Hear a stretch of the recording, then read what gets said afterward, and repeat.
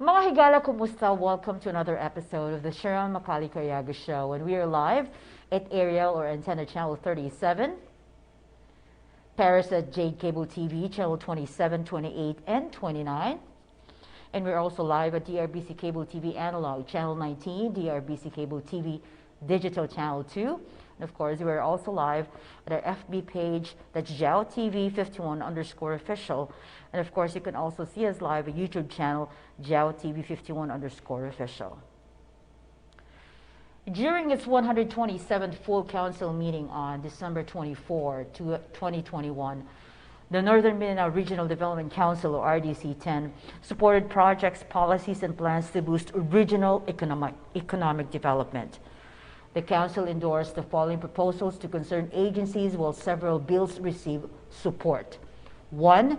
Mindanao Inclusive Agriculture Development Project, Philippines-Israel Solar-Powered Fertigation Project, Philippine Fisheries and Coastal Resiliency Project, establishment of Center for Waste to Energy, recycling for power and heat at Xavier University, establishment of alternative staples for health R&D Center at USTP Claveria, Republic Act 4136, or the Land Transportation and Traffic Code, and DOTR DPWH DILG Joint Memorandum Circular 2018-011 on enforcing the vehicle speed limits.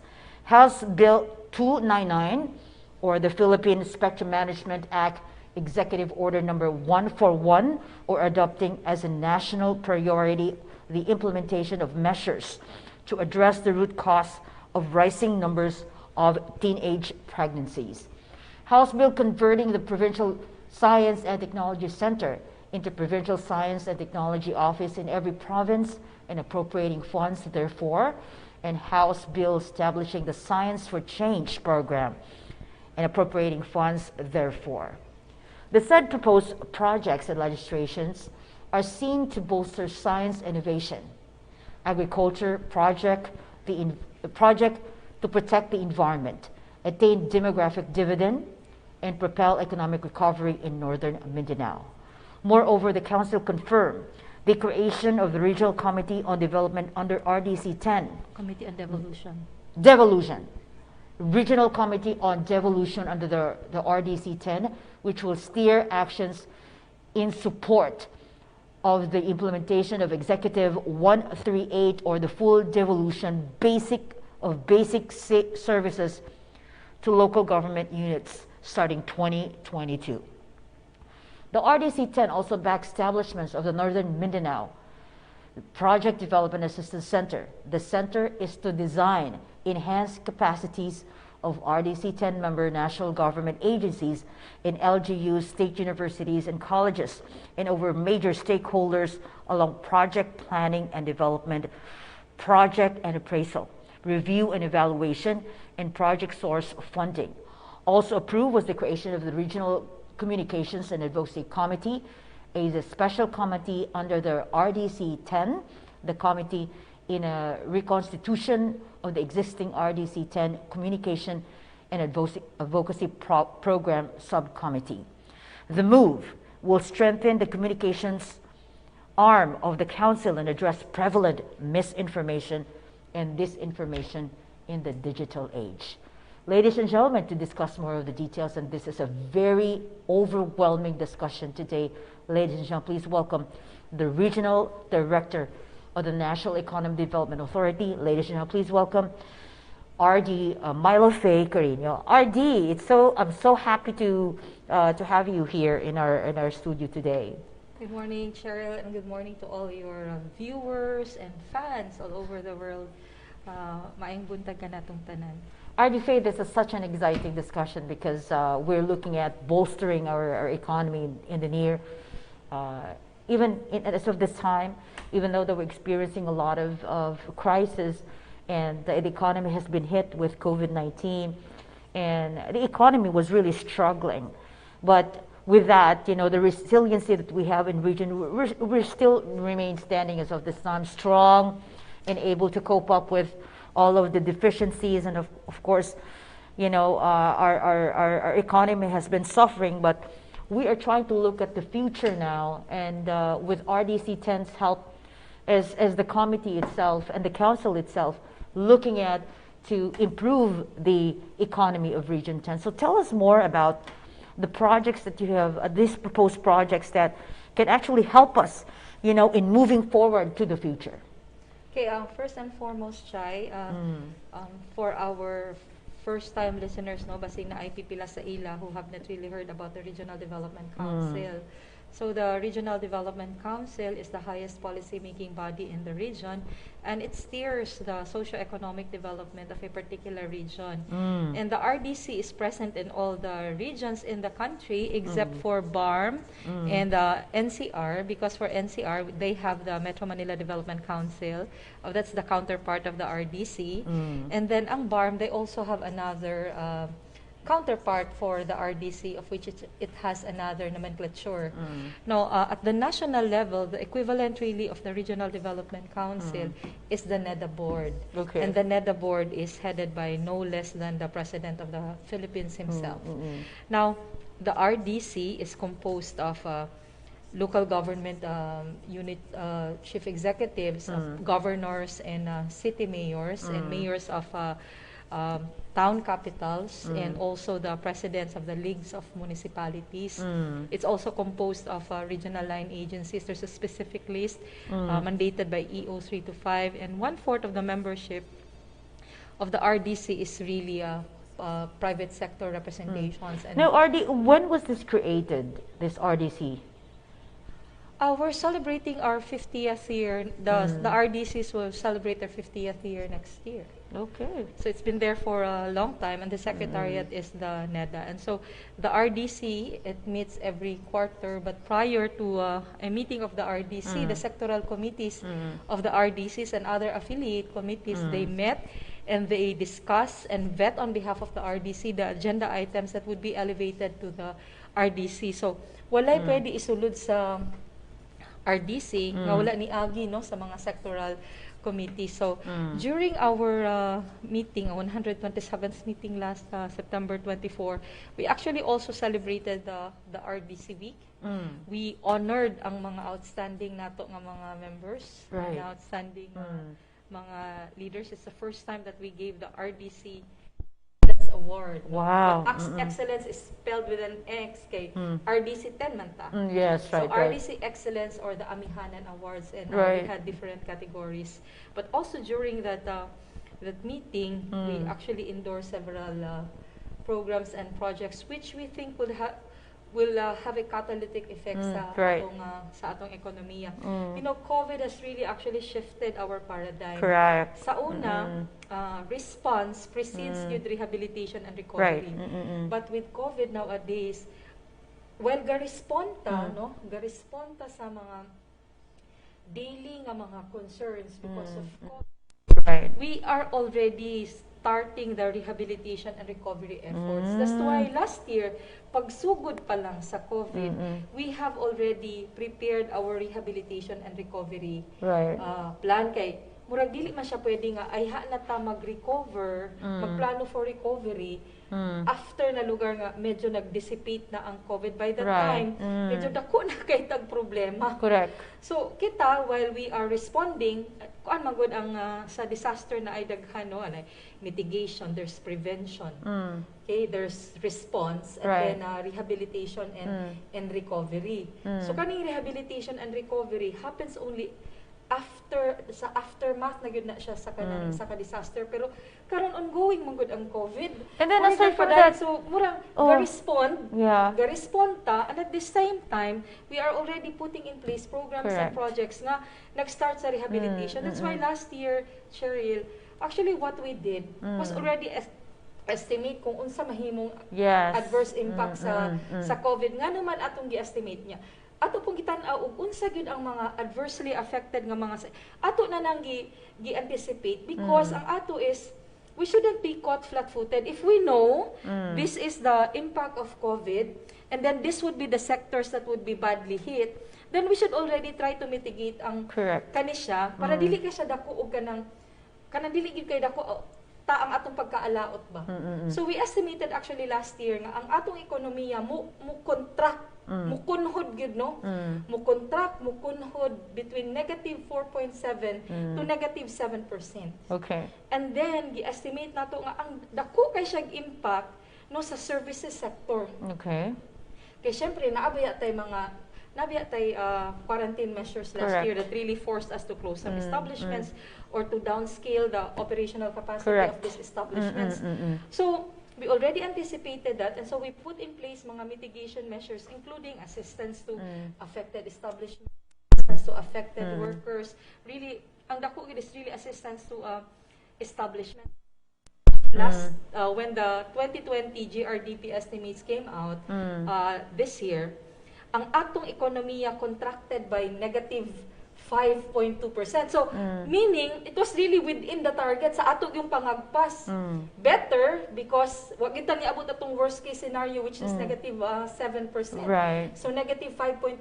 If you look at it, dako kay siya no nga, dako gyud siya nga pagkunhod, because for the longest time, for the past 2 decades, wag kita na-experience of contraction.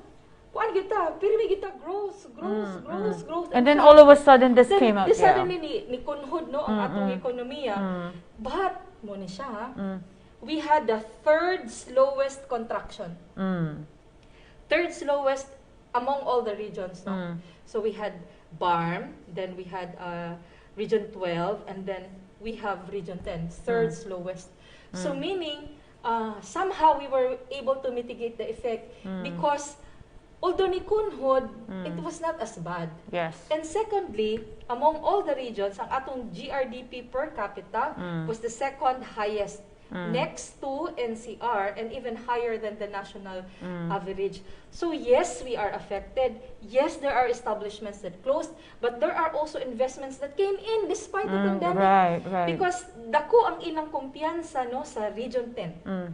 So, muna siya, isa ka good news. We're looking at this like, as they say, that in crisis comes opportunities, and people see that way also, because there are businesses that can actually cater, like the Grab, like the Panda, delivery services and all that.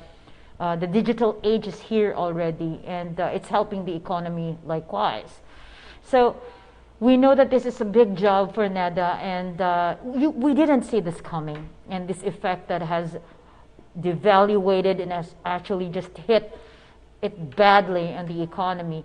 But we were also prepared, because aside from being prepared that knowing that the effect would cost us this downfall of the economy, we're also looking at learning from the experience of what happened.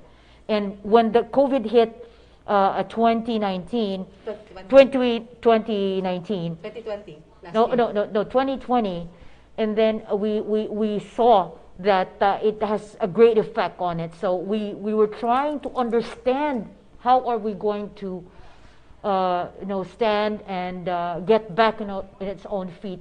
And it's a good thing that NAD is always there, understanding these methods and trying to plan out some strategies, and of course a plan wherein we can counter back the problem. So that's a good commendation to NEDA, and as a whole, because we know that NEDA is also one of the members for the AITF, and what's going on and what needs to be addressed. And we're just very grateful, I think, that the mayor is very responsive and strategically of what he was doing, that the economy should not stop, because if it does, it will kill the city's economy, and aside from that, the livelihood, and the people will suffer if we will stop the economy at once. So with this effect from the last few months, it was very badly hit. But how did we survive in all this? That we are still getting on to a regular economy that's running.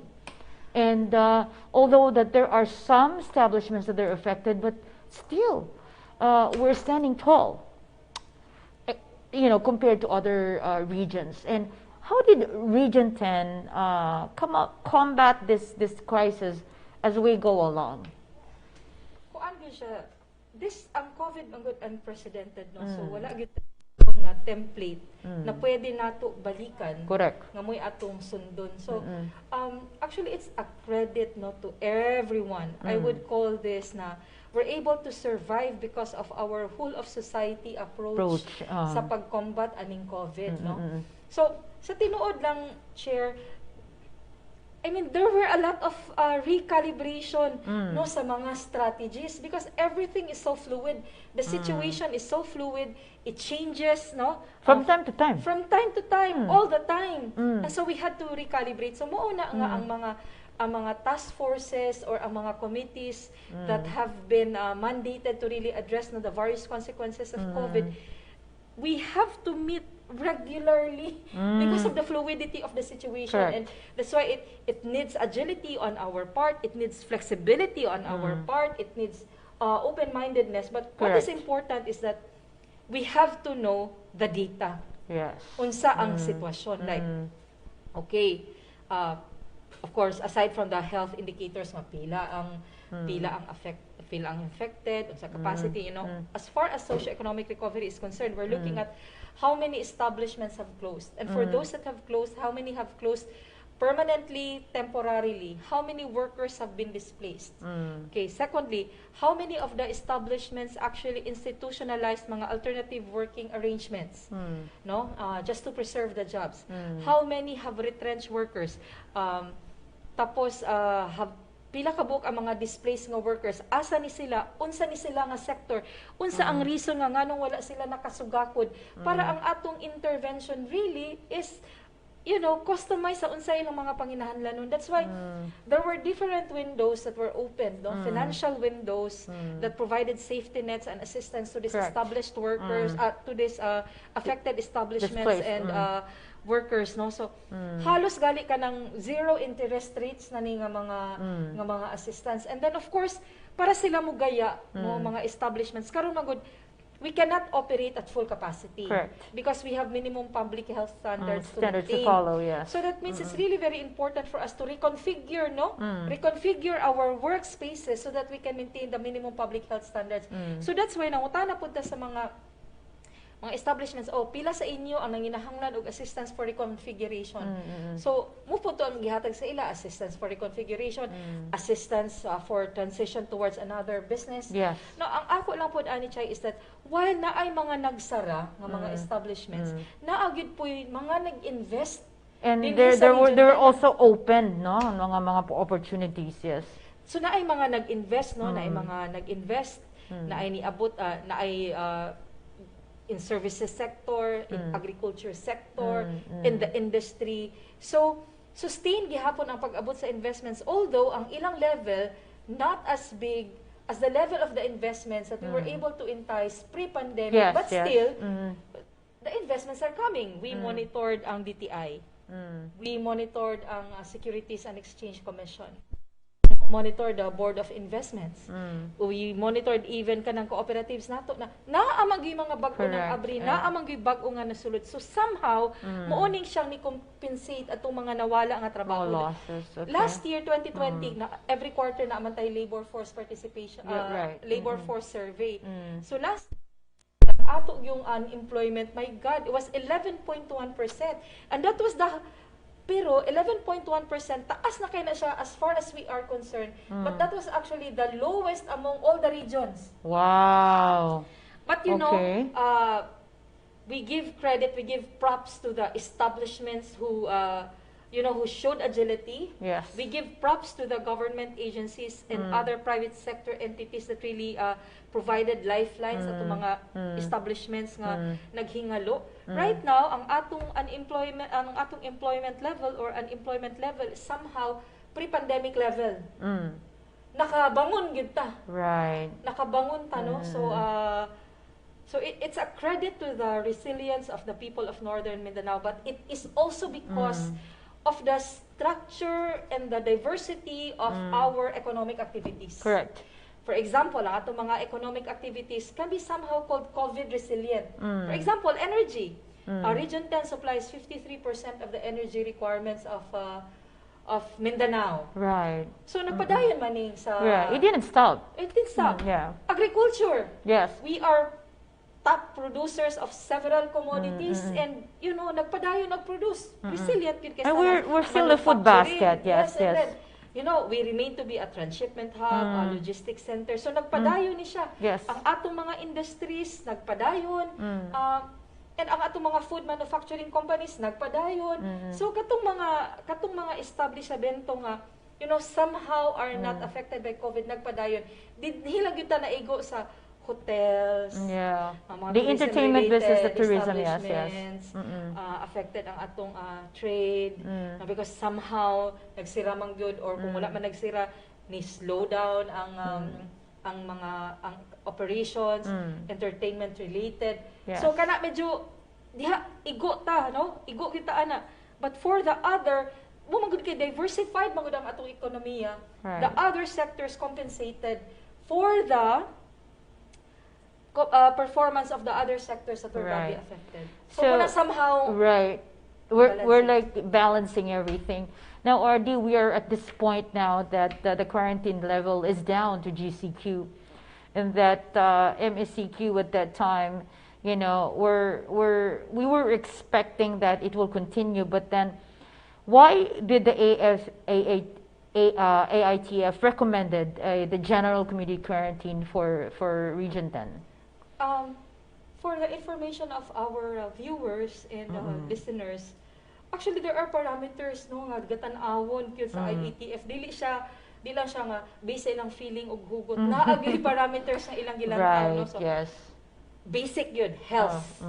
So of course they look at the number of infections, the average daily attack rate. They also look at the health, the utilization of our health systems. They look at that. They also look at economic-related parameters, social-related parameters, and peace and order-related parameters. And the data that they're showing actually warranted a downscaling of our quarantine measure to GCQ. So meaning, it's not as bad. Pwede na gyud ta mag-GCQ. In fact, if you look at the numbers right now, as far as health is concerned, Can you imagine there was one day that there was only one infection, and on the other day there were 4 infections. So it's really going down to what we're expecting now. I think this is also the effect of the vaccination that the rollout is still happening right now, and I think that helps because people are also aware, the capacity of the infection and what it does to a person, experiencing that one family has been infected with COVID, and it spirals to death. So this is a lesson to everybody, and I think we're understanding it that it's not really a joke. It's really a real deal. The truth about COVID is it really is a deadly infection. So at this point, here we are at GCQ, and we're very glad that we're moving forward. And at this time, hence the meeting on the 24th, that these recommendations have been handed out to the RDC 10, which is a very impressive recommendation that we are bolstering our economy in the next year.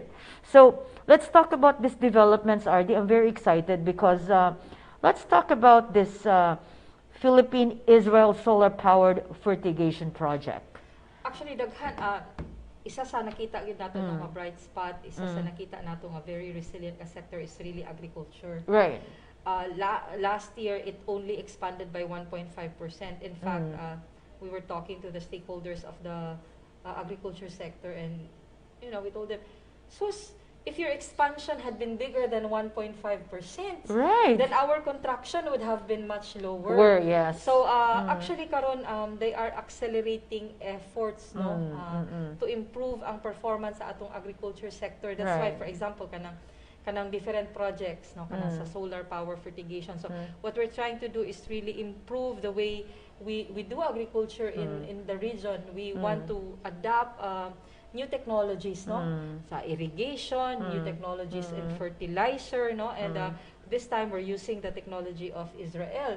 Kunya kanang sa MIADP, actually that is a project, that is a program meant to assist ang atong mga IPs, ang atong mga ICCs that are engaged in agriculture. Okay. Para you know, ma-modernize, ma-improve ang ilang output, and then ang ilang output madala sa insaktong merkado.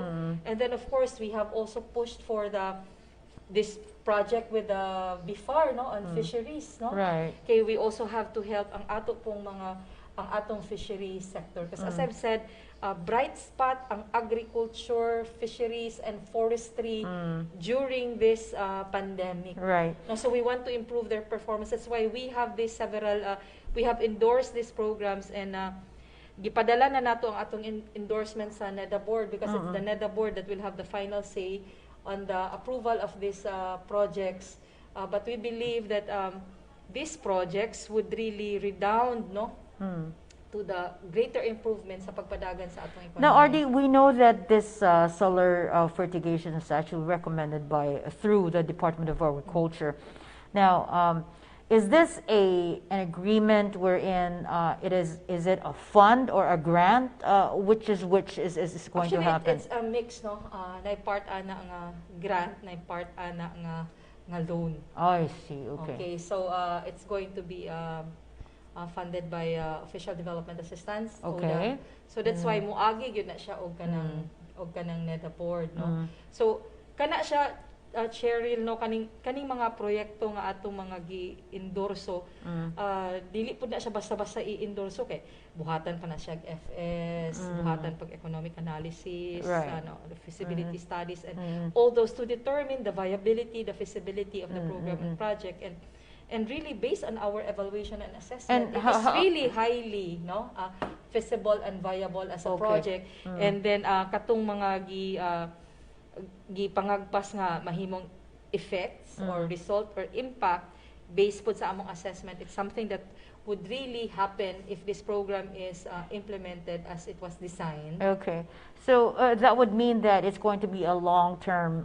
for this to, in terms of our payments and in terms of discussing the matters of financial capability of the Philippines to really pay off.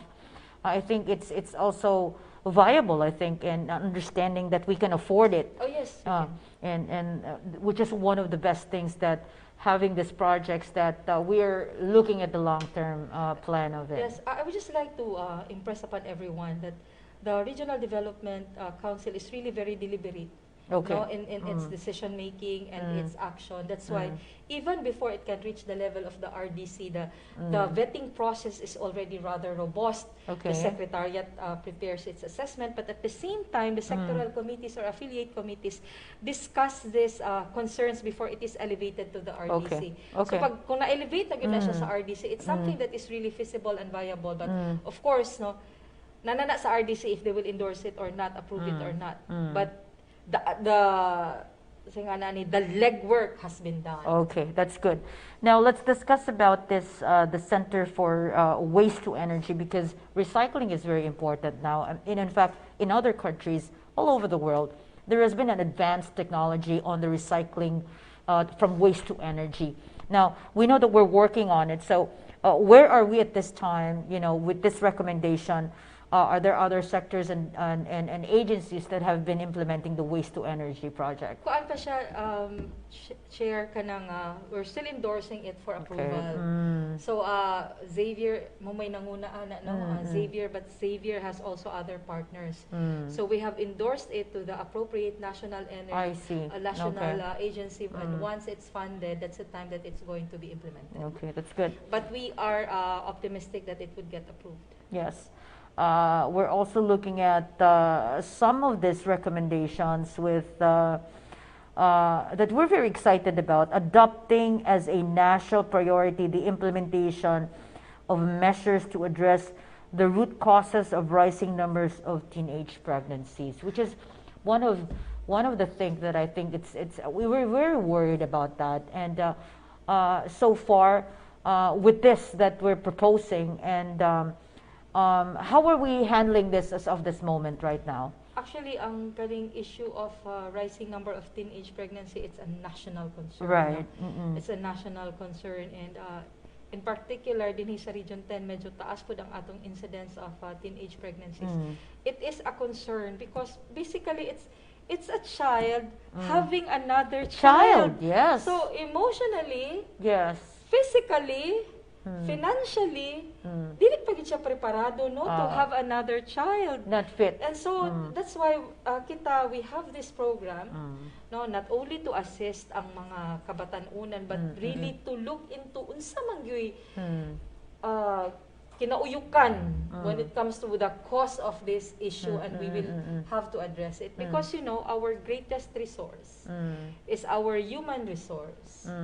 And if a girl nagmabdus, pag nagmabdus na ang mag-atiman na siya sa iyang anak, so ang atong concern is dili niya ma-develop ang iyang kaugalingon, dili nato we cannot ang iyang potential to become a doctor, a lawyer, somehow pwede siya nga dili mahitabo tungod kay na naman siya bata nga bantayan. So and if we cannot control it, there will be also a population explosion if we're not going to, look at the measures and how to control this. Actually, ang atong fertility rates have been going down. I mean, it has been going down, no? But ang atong concern is that younger people are getting pregnant. Right. It's something nga kanang that we do not wish. Right. That our ladies, our women, they should have children when they are already prepared to have them, and not when they are. Oh, do you know that there's as young as 12 years old na nagmabdus? Yes. I mean, grabe nga kaguol tungod kay kumbot ni mo hunahon bata pa ni siya. It's a child. It's a child practically, and that's why we're addressing this. It's a great concern because we want to ensure the optimum development sa atong mga bata, girls and boys, so that they can become who they want to become in the future. Okay. And some of these problems that causes are also coming from the homes. And some cases that I've found out are incest, like their own families are raping their own children, which is really a bad effect for the child. And these people should have a capital punishment. And these are crimes that destroys the life of a person and his own child. Not giving the opportunity to really have a better future. Now, these are the things that we need to all to consider in order for us to move on with our economies, because the population is also very important in terms of looking at for the development, because if there is an explosion, we will have a problem in controlling the economy at the same time. Ang ato magud Chair, the kind of development that we want is one that is inclusive and sustainable. Right. So when we say inclusive development, it's a development where everyone benefits. Correct. And so, of course, one greatest indicator that everyone has benefited from this is that we have substantially reduced ang atong poverty. But at the same time, ang gusto ko nato is everyone participates. Men, women, young and old. Different strata of society. But the kind of ang ato gyud tagline ana is no one left behind. Correct. Mugid na siya ang principle sa inclusive development, mupod na siya ang principle sa sustainable development. No one left behind. Munang ato gid na sa pupuhon kanang atong mga teenage mothers, because we don't want to leave them behind. And the second kind of development that we want is really one that is sustainable. Correct. When we say sustainable, it's a development where we're able to provide for the needs of the present without compromising the ability of future generations to provide for their own needs. So it's the kind of development that we want. That's why sa kanang imong katong mga programs and projects that we have supported sa RDC, we are ever mindful nga naatay commitment to the Paris Agreement. Okay. Okay, sa Paris Agreement, we are committed nga dapat ang increase ang atong temperature, di na magyud nato mapugnan, should not go beyond 2 degrees per year. Pero mas maayo pa gyud og i-lessen pa gyud nato na siya to 1.5 degrees Celsius, no? So, muna gatan-aw ta, muna important kay ng waste to energy nga project, right. kanang mga renewable energy nga projects. But we're also looking at kanang atong agriculture projects, seeing to it that our agriculture projects would not actually inadvertently contribute to kanang pagsaka sa temperature because there are gitanaw ang mga sinks, no? So asa man ta nga murag na ay probable nga makakos nga makataas sa energy. So naa siya sa wastes, naa siya sa industry, naa siya sa energy, naa siya sa agriculture. So that's why very conscious ta that when we endorse program and project, dili lang nato tan-awon ang iyang economic contribution. Pero ibalanse sad nato siya nga kani siya nga mga programs or projects would actually sustain or maintain our environmental integrity. So, you know, when we look at programs and projects, holistic ang tan-aw. Correct. Dili siya pwede nga ang economic activity lang kay mo increase ang income. No, but what are the other externalities? What are the adverse impacts of this particular program and project? That's something that we also look into. And the programs and projects that we have endorsed in the RDC are really those that would, you know, ensure socioeconomic development, ensure that the welfare of the people are achieved, but at the same time, these are also programs and projects that would protect the integrity of the environment. Okay, RDFA, so we're looking at, what are we looking at for the timeline? Because with these recommendations, this has to be moving, you know, immediately, because we no need to waste time, because we understood, you know, like what we needed to do, and these recommendations are at best for the whole welfare of the country. So, what is the timeline now? Hopefully, ang atong gilantaw ana nga katong tanan nga atong gi-endorse would be approved this year. Okay. Kung dili man this year, first quarter of next year. Okay. Kasi no, pag abot og second quarter election period na ba yan? So there's really no movements. And naman gyapon yung mga allowed activities. So ato na pud nang gi-program. Yes. Kanang sa ato mga buhaton. Pero we already know that I know that you know what you're doing, RD, because you know we are anticipating every event of our country, no? Especially the election is very big. Now, we know by March there will be no more procurement, there will be no more movement, there will be no more hiring. So we're also looking at that. So at least by the time that we hopefully will be approved within before the first quarter, so that we could be starting to move on its plan and the system that we're going to implement, because this would help greatly the economy of our country. Yes, Chai. So we're of course for the factors that we can control, we control, but of course kana approval that's really beyond us, no? Yes, so yes. we have done our part. Ang ato na lang is mga liupo ta, mga muyo ta nga ma-approve na ni either before the end of the year or mga first quarter of next year. Right. Pero katong amo lang concern ang legislations, no, because for now ang Senate o ang House busy man gud sa budget deliberations. Yes. So kung katong atong mga legislative proposals are not approved before the Congress mag-declare of recess, then we will file it in the next Congress. And that's going to take a little while. Well, that's how the process is as far as lawmaking is concerned. So, ang kinahanglan na good is persistence. Yes. And yeah, that's true. Because if we're not persistent with our plans and programs, you know, and it needs to be addressed right away. And that is one of the best things that the administration at the present should listen to what the recommendations are, especially with the RDC. It's a very big component, and it plays a big role in running the economy and what's best for the economy of the country. Pero ako lang good po siya emphasize good share, no, that kaning atong COVID response and COVID rehabilitation and recovery, COVID mitigation, prevention, it's really a whole of society approach. Grabe good, no?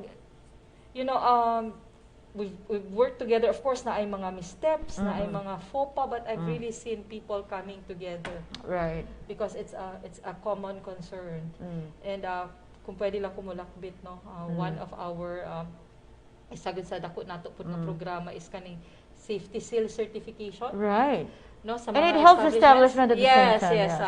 Mga establishments nato, no, safety seal certification. So there are safety seal certifying agencies. So there's the DILG, the DTI, the DOLE, and then the DOT. So nagkalain-lain na unsa nga mga ahensyas din, no. So ang ato is among giawhag no ang mga establishments nato, dili lang ang atong mga business establishments, dili lang ang atong mga tourism related establishments, but also our government agencies no, have your agency establishment safety seal certified, so that ang atong mga katawhan would gain confidence in dealing with that agency, knowing that it is compliant to the minimum public health standards. Correct. Now there are situations now wherein we know that if the safety seal certified establishment, it gives more security to our clients, wherein they know that they're going to be safe when they enter the establishment, and that helps because you are protected in the sense of your health, and that we know that when you are being catered to, less the infection, you know, that we know that the establishments are highly certified to that have passed the safety seal certification, which is really good. So we are also encouraging everyone out there for you to really submit yourself for this certification, and in fact you have to apply so that your establishment will be credited as one of the certified safety seal holder, so that it could also help you, you know, in your business. So RD Faye, I know that we have very limited time, because by 9:45 I know that you have to leave because there is an important matter you have to attend to. So let's discuss furthermore about what are we trying to expect if these things are a recommendation from the RDC 10 will happen. What are we expecting in 2022? What are we expecting in 2022? We're expecting a better year than 2021. And hopefully no more infection. We can live with it. Ako is that we're able to adapt to it, because and reaching the herd immunity, of course. Yes, nakaabot sa atong herd immunity, but at the same time we've learned to live with it. We've adapted to it, and when we say we've learned to live with it or adapted to it, the new normal. The new normal. Mo na gid magpabili ng atong mga the face mask protocols, no? Face mask will be retained, and then follow kita washing sa the hands. Washing of hands, and then ang social distancing, Okay, so and we follow the 3 C's, no? So kanang dili ta pwede anang mga mag-close contact, dili ta pwede anang mga close nga kuan or tapok-tapok, no? So ang ato is ma-develop ang atong adaptive skills, no, and learn to live with the disease, and just treat it as like the regular nga illness nga moabot karong tuig like flu. And siguro ang ato pong pangagpas ana is that ang atong pangagpas sa 2022 is that magka-herd immunity na ta. Second, maka-develop ta og mga adaptive skills, no? Kita ng mga Pilipino. We will learn to adapt to the disease, and then we are able to institutionalize some measures that would really ensure ang pag-follow nato sa minimum public health standards. So that means maka-reconfigure na ta sa atong mga offices, sa atong mga eskwelahan. Di na gid ta makabalik anang one classroom 40 or 50 ka mga bata, no? Right. So that's one. Mo adapt ang atong mga different sectors like education. So that's something na actually we're discussing now, revising ang mga planning standards. So maybe di na gid na pwede ng 1:40 or 1:50. Right. So maybe we're looking at 1:20, 1:25. 25, And then on top of the books nga ipanghatag nato sa mga bata, maybe we should already consider also giving them gadgets. Gadgets, no, kay ang atong tan-aw ani is that the blended delivery of education is here to stay. Nga siguro every other week ang mga bata on site, every other week some kids would be online. So that's how muna mo mga pangagpas. Kay ang ato is maybe this COVID is just the first of many other pandemics that will come. And at least we're very prepared for that, because there's already recommendation, in fact ongoing now, for the vaccination between under 15, 17 down. 12 to 17. So that's one thing. And I heard also my daughter just announced that there might be a possibility of a face-to-face learning in the colleges at hand, because given that the students are vaccinated. So that's one thing that we're looking at, that the economy is slowly rising back to its own feet.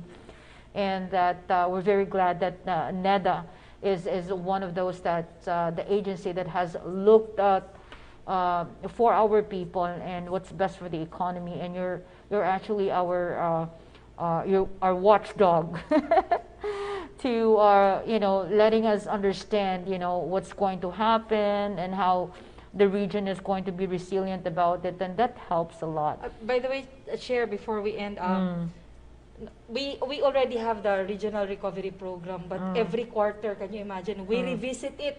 Wow. We revisit because, as I've said, we need to recalibrate, we need to adjust because, as I've said, the situation is really very fluid.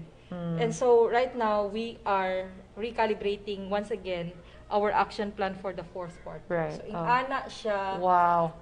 ing-ana ang atong sitwasyon karon. And then we have to be keen about it, understanding it, and then what are the strategies that were taken, but it wasn't effective. But what are the strategies that was done that was also effective? Yes, so I think true. we should try to look at which way is best combating this crisis right now that we experience. So RD thank you very much for your time, and I hope that we would see you soon.